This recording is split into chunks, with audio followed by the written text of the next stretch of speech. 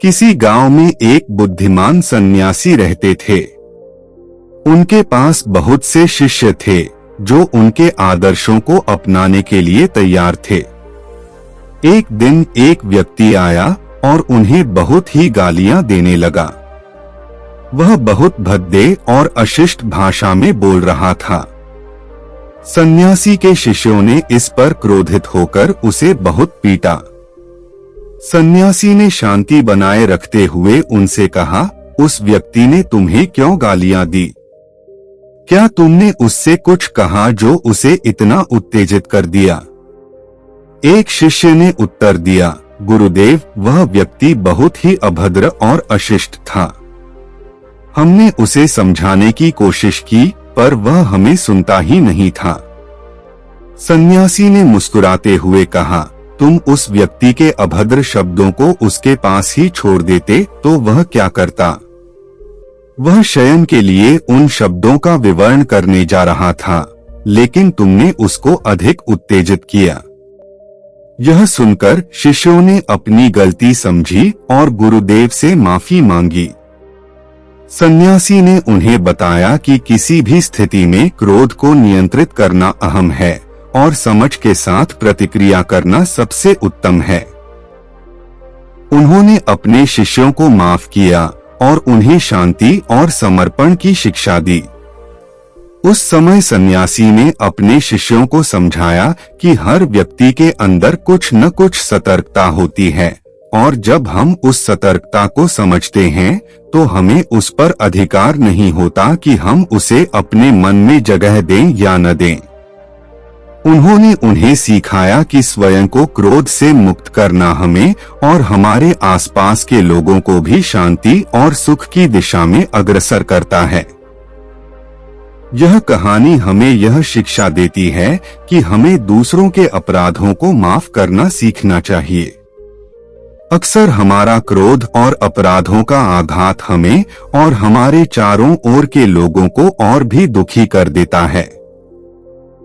इसलिए हमें समझ के साथ और दया के साथ प्रतिक्रिया करना चाहिए। इससे हम अपने आत्मा को और भी प्रशांति प्राप्त करते हैं और समाज में प्रेम और समर्पण की भावना को बढ़ावा मिलता है। जब हम दूसरों के अपराधों को माफ करते हैं तो हम खुद को भी एक स्वतंत्र और शक्तिशाली व्यक्ति महसूस करते हैं। हमारा मानवीय और आध्यात्मिक विकास होता है और हम अपने आसपास के लोगों के साथ संबंधों को मजबूत करते हैं।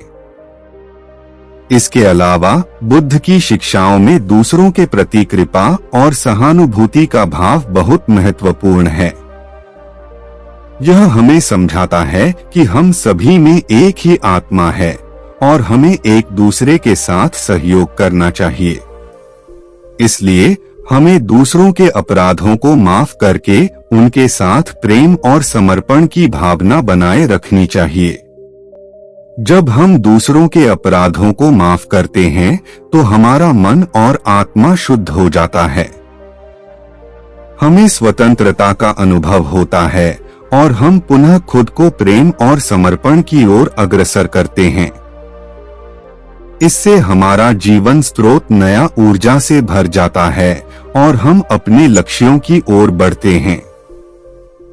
इसलिए बुद्ध की यह सीख हमें यह बताती है कि क्रोध और प्रतिशोध के भावनाओं को परित्याग करके हमें क्षमा, प्रेम और समर्पण के माध्यम से जीवन की अधिक सुखद और आनंदमयी अनुभूति होती है।